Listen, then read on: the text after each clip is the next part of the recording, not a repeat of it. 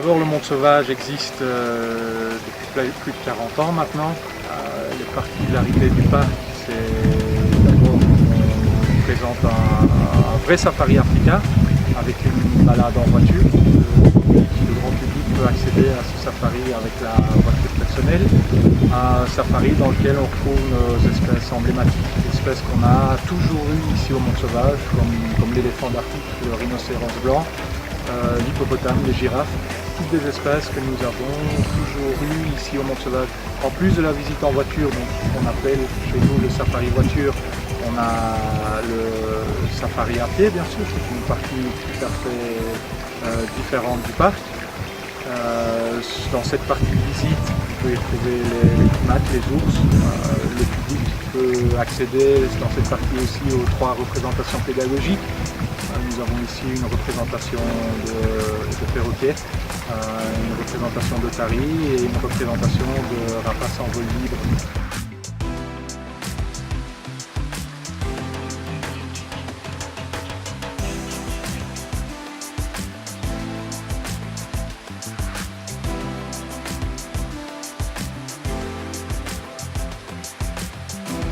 En naissance, on a eu pas mal de naissances, mais depuis quelques années maintenant, le monde sauvage essaye d'axer les naissances vraiment sur les espèces faisant partie d'EP.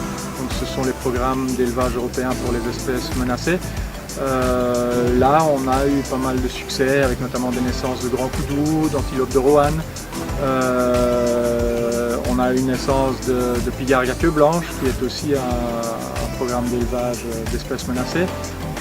À côté de ça, oui, on a des naissances de rapaces comme l'aigle des steppes, chouette leptogramme, pas mal de nocturnes, des autruches. On a un centre d'élevage pour des autruches, des chimpanzés. Maintenant, dans les animaux qu'on a accueillis, une belle espèce qui a été accueillie au monde sauvage dans les mois passés, c'est le messager sagittaire. Qu'on appelle plus communément le secrétaire, qui a été accueilli ici au monde sauvage. On a eu la chance de pouvoir accueillir un couple. On espère pouvoir le reproduire lui aussi dans les années à venir.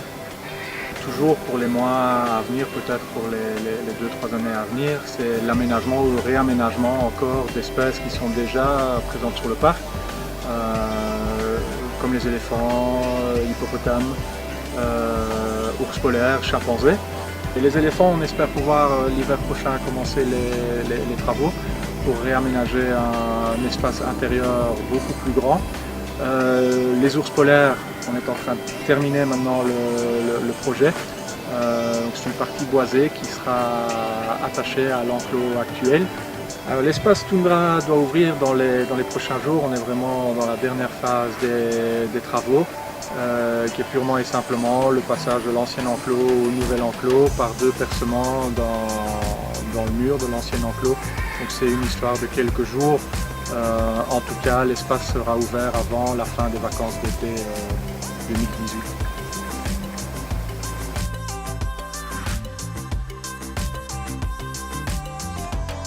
Pour l'animal, ce sera un substrat qui est tout à fait naturel, dans lequel il pourra se rouler. Il y a des reliefs aussi dans lesquels il pourra se coucher de la manière choisie pour son confort. Mais voilà, le point positif, c'est vraiment le bosquet pour avoir des parties ombragées, des parties plus au soleil et beaucoup de choix pour l'animal pour son confort.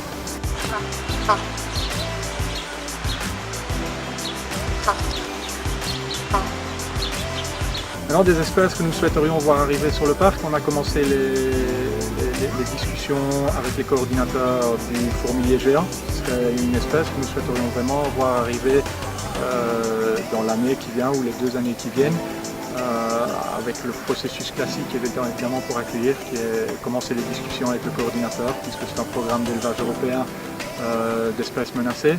On commence les discussions avec le coordinateur. On essaye d'obtenir les guides de bonne gestion de l'espèce pour pouvoir aménager les espaces et les infrastructures selon les standards de l'EASA.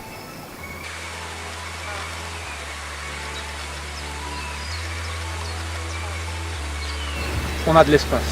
Donc, le terrain du monde sauvage fait 86 hectares. On en utilise pour le moment pour l'espace visiteur et animalier. On en utilise peut-être la moitié. Donc effectivement, il y a de l'espace pour des futurs aménagements. Mais dans les 40 hectares déjà utilisés, là aussi, il y a encore énormément d'espace à utiliser dans lequel on pourra accueillir de nouvelles espèces. Soigneur animalier à temps plein, ça fait 32 personnes, hiver comme été. S'ajoute à ça évidemment les 2 vétérinaires, gestionnaires de collection. En saison, on ajoute à ça encore des étudiants, soigneurs animaliers. Maintenant, il ne faut pas oublier aussi qu'en saison, on ajoute toute la partie Horeca, qui est très variable entre le mois de mars, l'été et puis le mois de novembre. À la haute saison, on doit tourner autour des 75 personnes avec l'Horeca, les étudiants, l'administratif.